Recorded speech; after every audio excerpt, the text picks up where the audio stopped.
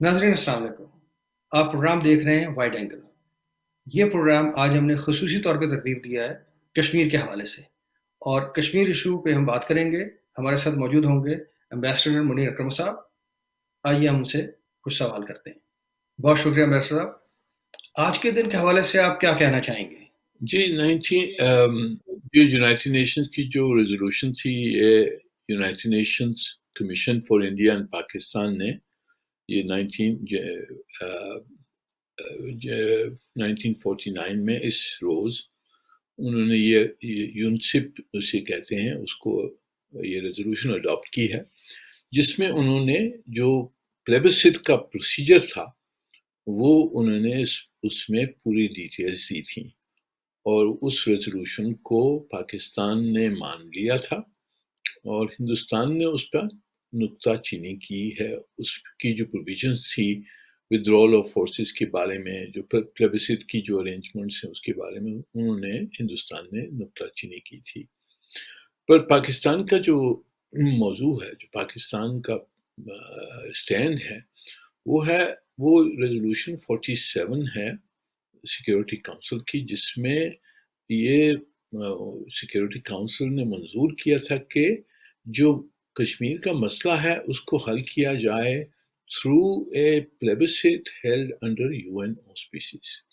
वो जो रेजोल्यूशन है वो अब एक बाइंडिंग रेजोल्यूशन है, वो इरिवोकेबल है, लीगल है, और उसको रद्द नहीं कर सकते हैं। तो हमारी कोशिश लीगली यही रहेगी कि उस रेजोल्यूशन को फुलफिल किया जाए, इम्प्लीमेंट किया जाए। उसकी जो मौजू हैं, जो मोडालिटीज़ हैं, वो मुख्तलिफ हम डिस्कस कर सकते हैं, पर जो प्रिंसिपल है कि कश्मीर का जो मसला है उसको हल करने के लिए कश्मीरी अवाम को अपनी खुद मुख्तारी जो है वो एक्सरसाइज करनी है। वो प्रिंसिपल से वो अभी कमिटेड है, लीगल है, और उसको इम्प्लीमेंट करने की ज़रूरत है।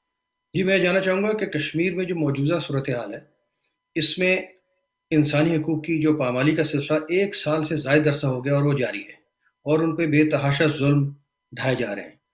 ये मुझे बताएँ कि हुकूमत पाकिस्तान की जो डिप्लोमेटिक सतह पर कोशिशें, वो कहाँ तक पहुँची हैं?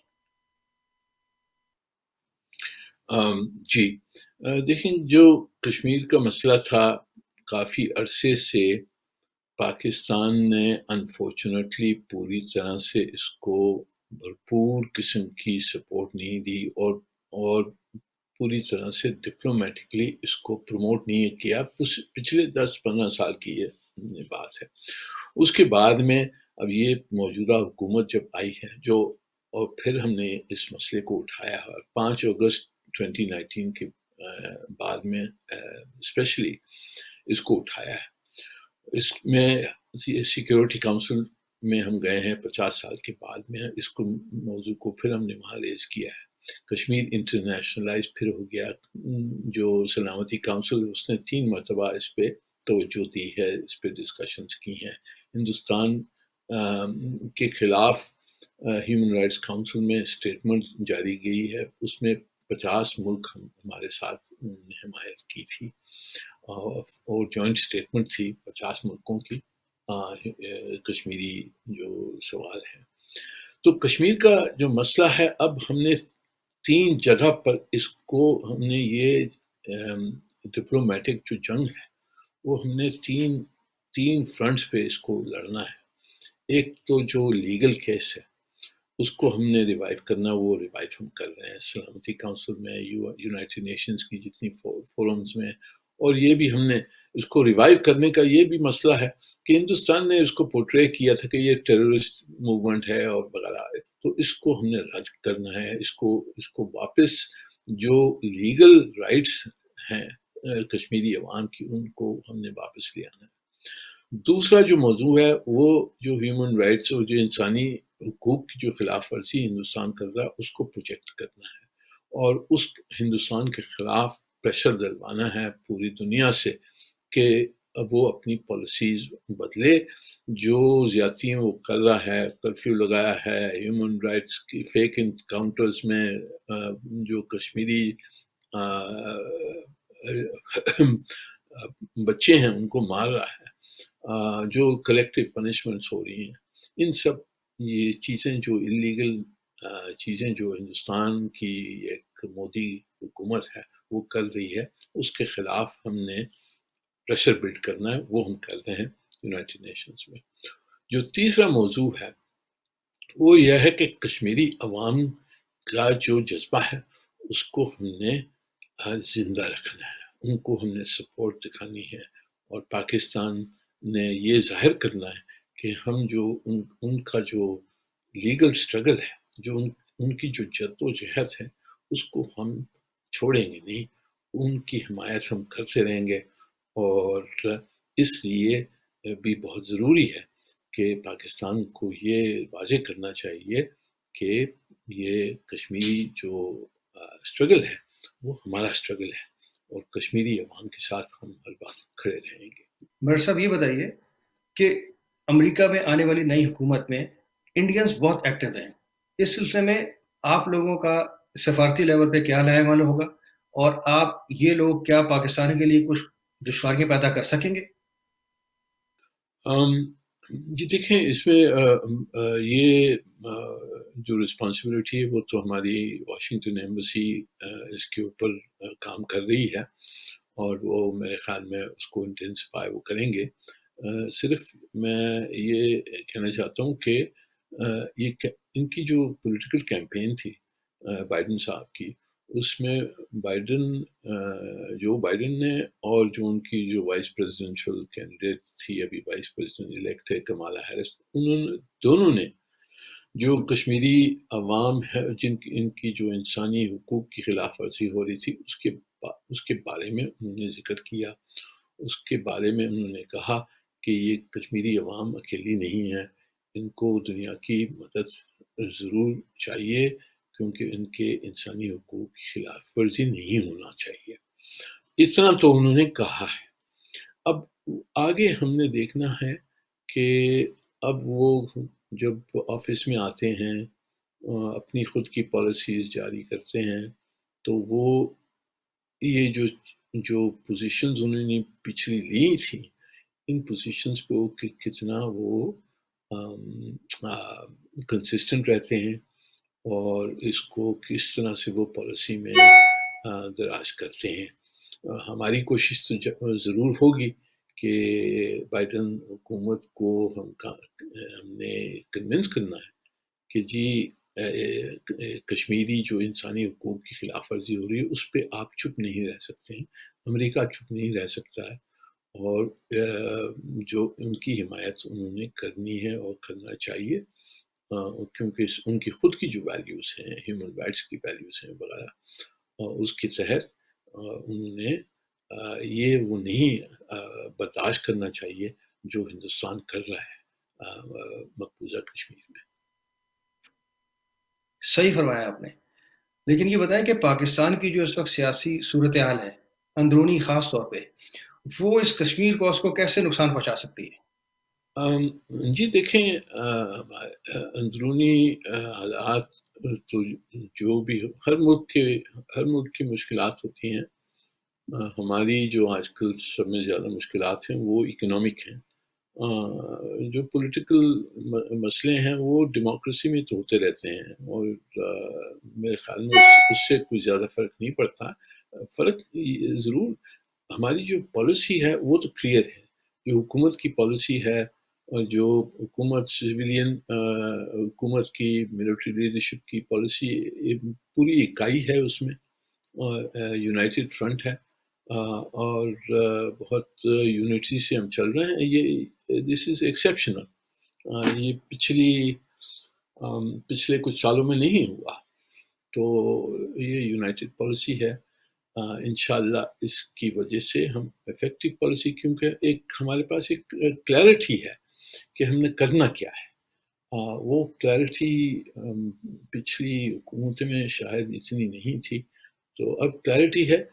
یہ ہمارا ایڈوانٹیج ہے، اس کو ہم نے استعمال کرنا ہے پوری طرح سے، ایک کنسسٹنٹ کیمپین رکھنا ہے، اور ہماری جو اندرونی ہمارے جتنے ادارے ہیں ہمارا پریس ہے، ہمارا میڈیا ہے، ان سب کی سپورٹ کے ساتھ ہم نے آگے بڑھنا ہے، اور اس کیمپین کو پاکستان کی جو انٹرسٹ ہیں اس کو صحیح طرح سے پروجیکٹ کر کے کنسسٹنٹ کیمپین کر کے ہم نے اپنی انٹرسٹ کو بڑھانا ہے۔ چلو جلدی کریں جی۔ بیسر صاحب یہ بتائیے کہ پاکستان نے کشمیر کاز کو ہر فورم پہ لے کر گیا اور اس کے لیے بھرپور طریقے سے آواز اٹھائی، اور یہ دنیا کے بیشتر فورم پہ ڈسکس بھی ہوا، لیکن اب تک ڈسکس ہی ہو رہا ہے، اس پہ اب تک عمل درآمد کہیں پہ بھی کچھ نہیں ہو پایا، اور اگر کوئی ڈیسیجن لیا گیا یا اس پہ کوئی فیصلہ کیا گیا تو اس پہ عمل درآمد نہیں کیا، اس میں انڈیا کی ہٹ درمی بھی ہو سکتی ہے۔ لیکن آپ کے خیال میں کون سا فورم ایسا ہے جس نے سب سے زیادہ افیکٹولی رول اپنا ادا کیا اس سلسلے میں؟ جی، فورمز تو جہاں بھی ہم اٹھاتے ہیں وہ اس کا ایک خود کی اہمیت ہوتی ہے، اور ایک مختلف فورم میں مختلف قسم کی اہمیت ہوتی ہے۔ سیکیورٹی کونسل تو سب میں بڑا اور سب میں پاورفل ادارہ ہے، اور وہاں 3 مرتبہ جو کشمیر کا مسئلہ ہم نے ریز کیا ہے، اس کی اہمیت کافی ہے، اور دنیا ہندوستان کو وہ سب میں زیادہ میرے خیال میں پریشر آتا ہے جب یہ مسئلہ سیکیورٹی کونسل کے سامنے آ گیا ہے اور انٹرنیشنلائز ہو گیا ہے، کیونکہ اس کی جو کنٹینشن ہے کہ یہ ہمارا اندرونی معاملہ ہے، یہ اس سے ایروڈ ہوتا ہے، اس پوزیشن پہ واپس دنیا آ گئی ہے کہ یہ انٹرنیشنل مسئلہ ہے، انٹرنیشنل ڈسپیوٹ ہے، جس کو حل کرنا چاہیے انٹرنیشنل کمیونٹی نے۔ تو یہ سب میں اہم ادارہ ہے، اور یہاں ہماری فوکس بھی ہے کافی۔ جو دوسرا ادارہ ہے وہ ہیومن رائٹس کونسل ہے، اور ہیومن رائٹس کونسل میں بھی ہم نے ہر سیشن میں یہ ہم نے ریز کیا اس کو۔ High commissioner for human rights نے رپورٹیں درج کی ہیں، کوئی 18 اسپیشل راپورٹرز ہیں ہیومن رائٹس کونسل کی، جس پہ ڈس اپیئرنسز پہ، ایکسٹرا جوڈیشل کلنگز پر، ٹارچر پر، یہ انہوں نے جوائنٹ اسٹیٹمنٹس 2 جوائنٹ اسٹیٹمنٹس نکالی ہیں expressing concern about human rights violations مقبوضہ کشمیر میں۔ یہ کافی اہم جوائنٹ اسٹیٹمنٹس تھیں، جس میں انہوں نے سوال پوچھے، ایک اسپیشل راپورٹر نے ہندوستان سے سوال پوچھے کہ آپ کیا کر رہے ہیں، ہمیں انفارمیشن دیں، آپ جواب دیں، ہمیں آپ انویسٹیگیشن کرنے دیں اس کے اوپر۔ یہ بھی ہیومن رائٹس کونسل بھی بہت ایک اہم ادارہ ہے، وہاں سے ہندوستان کے اوپر پریشر بہت آیا ہے۔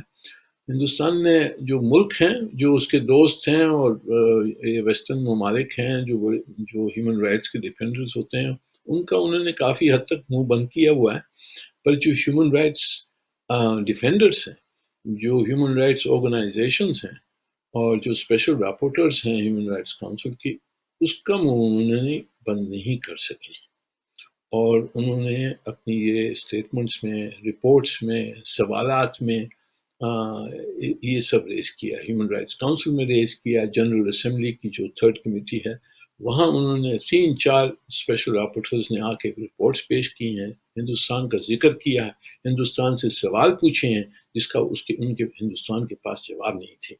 تو یہ پریشر بھی کافی ہے ان کے اوپر۔ یہ دوسرا ادارہ ہے جو امپورٹنٹ ہے۔ تیسرا جو Islamic organization of the Islamic conference, جسے OIC کہتے ہیں، وہ بھی ایک اہم ادارہ ہے، جس میں 55 اسلامی ملک ہیں، اور انہوں نے بھی ریزولوشن جو ابھی اڈاپٹ ہوئی ہیں نیجر کی جو فارن منسٹرز کانفرنس میں جو اڈاپٹ ہوئی ہیں، اس پہ بھی توجہ دینے کی ضرورت ہے، کیونکہ انہوں نے بہت سخت قسم کی پوزیشنز لی ہیں، انویسٹیگیشنز کال کی ہیں، کنڈیم کیا ہے ہندوستان کی جو انسانی حقوق کی خلاف ورزی ہو رہی ہے، جو آکوپیشن کی ریجیکٹ کیا ہے، ہندوستان کی جو ڈیموگرافک چینجز کروا رہا ہے اس کو انہوں نے ریجیکٹ کیا ہے۔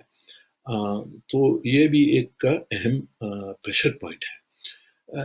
اب آپ جج کر سکتے ہیں کہ کتنا پریشر ہندوستان کے اوپر ہے، کیونکہ جہاں بھی ہم یہ مسئلے کو ریز کرتے ہیں، سلامتی کونسل میں، ہیومن رائٹس کونسل میں، اسلامک کانفرنس میں، جہاں بھی یہ ریز ہم کرتے ہیں تو ہندوستان پاگلوں کی طرح پھرتا ہے پوری دنیا میں۔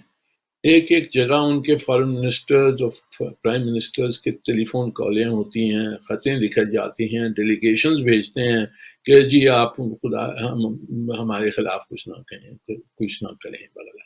تو یہ پریشر جاری ہے ہندوستان کے اوپر، یہ ہم نے پریشر جاری رکھنا ہے اور ہم رکھیں گے انشاءاللہ۔ اس کا اس پریشر کا نتیجہ نکلے گا، کیونکہ ہندوستان اپنا اس کا امیج ہے، اب اس امیج کو بچانے کے لیے اس نے کچھ دکھاوے کے لیے تو کچھ نہ کچھ کرنا ہے۔ جیسے وہ دکھاوے کے لیے کچھ کرے گا تو جو کشمیری عوام ہے ان کے جو حالات ہیں وہ بہتر ہو سکتے ہیں، اور ان کے انسانی حقوق کی جو خلاف ورزی ہو رہی ہے وہ بند کروا سکتے ہیں، اور انشاءاللہ اس سے بھی فائدہ ہو سکتا ہے۔ میرا آپ سے آخری سوال یہ ہے کہ پاکستانی امریکن امریکہ میں رہتے ہوئے کیسے کشمیر کاز کو سپورٹ کر سکتے ہیں؟ جی، جو پاکستانی امریکن کمیونٹی ہے وہ کافی اہم رول پلے کر سکتی ہے۔ آپ جیسے جانتے ہیں کہ ہندوستانی نے اپنے آپ کو آرگنائز کیا ہوا ہے، لابینگ کرتے ہیں وغیرہ۔